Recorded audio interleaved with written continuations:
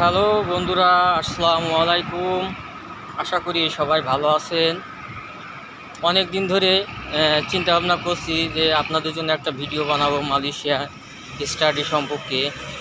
এখানকার স্টাডি কেমন এবং এখানকার স্টাডিতে ভালো না খারাপ, স্টাডি করতে পাশাপাশি জবের কোনো ব্যবস্থা আছে কি না, সেই সম্পর্কে আপনাদের সাথে আজকে আলোচনা করব।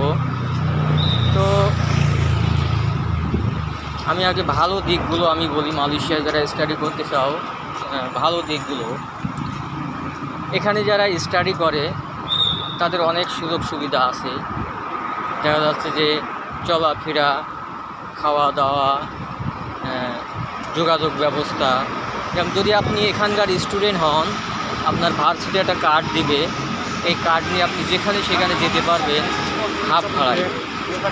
সে এমবিএর স্টুডেন্ট হোক আর পিএইচডি স্টুডেন্ট হোক বা অনার্সে হোক বা ডিপ্লোমা হোক, যে কোনো স্টুডেন্ট হলে তারা একটা কার্ড বানাতে পারবে এবং এই কার্ডটা যদি তারা পাস করে তাহলে এখানে তাদের ভাড়াটা অনেক কম হয়। এবং দ্বিতীয় কথা হলো, মালয়েশিয়ার একটা প্রধান প্রবলেম হলো ইমিগ্রেশন প্রবলেম এবং পুলিশের প্রবলেম। অর্থাৎ যদি এখানকার স্টুডেন্ট হয়, এই ঝামেলাগুলো পোহানো তাদের লাগে না। অর্থাৎ স্টুডেন্টের একটা সম্মান অন্যরকম। যদি সে প্রকৃত স্টুডেন্ট হয় তাকে অবশ্যই সম্মান দিয়ে কথা বলবে পুলিশ। আর বিশেষ করে মালয়েশিয়ার আবহাওয়াটা সত্যি না বললে নয়, এদের আবহাওয়াটা এত সুন্দর।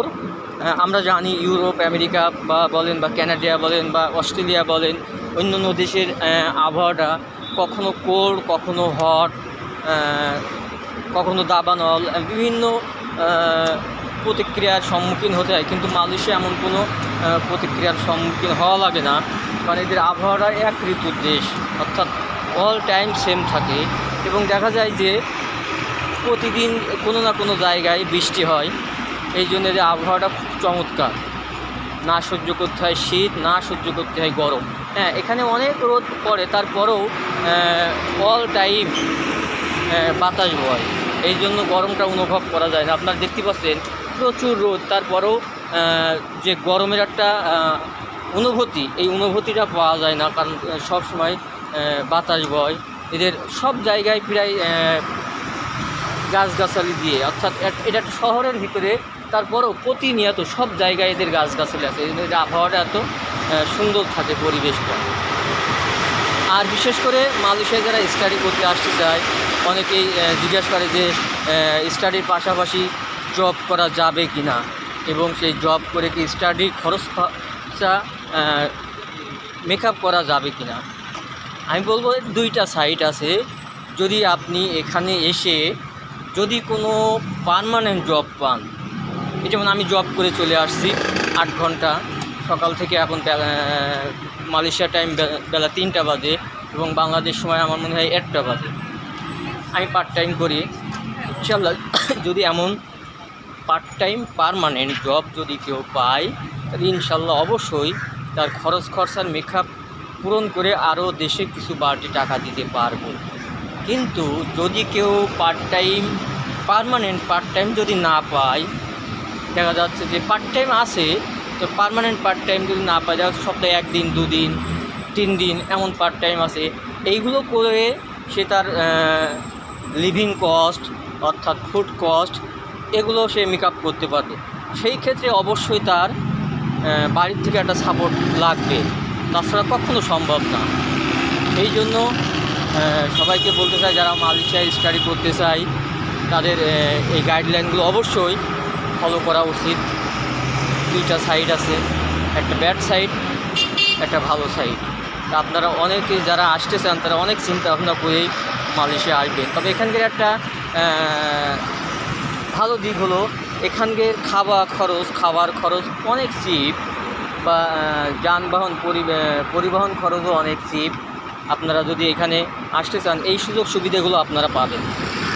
আর বিশেষ করে অনেকেই মালয়েশিয়ায় আসে দেখা যাচ্ছে ইউরোপ বা আমেরিকা বা কানাডা, অস্ট্রেলিয়া মুভ করার জন্য, কিন্তু পসিবল না, আবার পসিবল। দেখা যাচ্ছে আপনার যদি পড়াশুনো এখানে ভালো হয়, লিগালি আপনি পড়াশুনো করেন বা করেন, এখানকার যদি একটা সার্টিফিকেট তোমার থাকে, সেই সার্টিফিকেট নিয়ে যদি অ্যাপ্লাই করতে পারো তাহলে অবশ্যই তুমি যেতে পারবা এবং জব বিষয়েও পসিবল এখান থেকে যাওয়া। আর বিশেষ করে আমি তো আরও সাইট অর্থাৎ মালয়েশিয়ার সাইটে যে দেশগুলো আছে দেশগুলো অনেক দেশ ঘুরেছি, Singapore, Thailand, Cambodia, Vietnam, Brunei, Indonesia, অর্থাৎ এই দেশগুলো যদি আপনি ঘোরেন, দেখা যাচ্ছে আমার বাংলাদেশে যেতে গেলে অনেক কস্ট বা ভিসা প্রসেসিং খরচ অনেক বেশি, কিন্তু এখান থেকে ওইটা না, এখান থেকে অন টুর বিষয়, আপনি এখান থেকে নিজেই সব কিছু করতে পারবেন এবং খরচগুলো অনেক কম, চিপ রেট। এবং সেই তুলনায় দেখা যাচ্ছে আমাদের মালয়েশিয়ার পাশের দেশগুলো খাবার খরচ বা লিভিং খরচ অনেক বেশি, যেহেতু মালয়েশিয়ার চাইতেও কিন্তু তারা উন্নত না, অনেক নিম্নমানের কান্ট্রি, তারপরও মালয়েশিয়ার চাইতে সেসব দেশগুলো অনেক হাই কস্ট, যেমন সিঙ্গাপুর অনেক হাই কস্ট খাবার দাবার এবং লিভিং কস্ট, থাইল্যান্ড বলেন, ক্যাম্বোডিয়া বলেন, এগুলো অনেক কস্ট বেশি। এই জন্যও মালয়েশিয়া মানে খাবার দাবারের দিক থেকে অনেক ভালো। যাই হোক, আজকে এই পর্যন্ত, আবার নতুন কোনো ভিডিও নিয়ে আপনাদের সামনে আসবো মালয়েশিয়ার পরিবেশ সম্পর্কে, মালয়েশিয়ার অবস্থান সম্পর্কে। সেই পর্যন্ত সবাই ভালো থাকেন। আল্লাহ হাফেজ, আসসালামু আলাইকুম।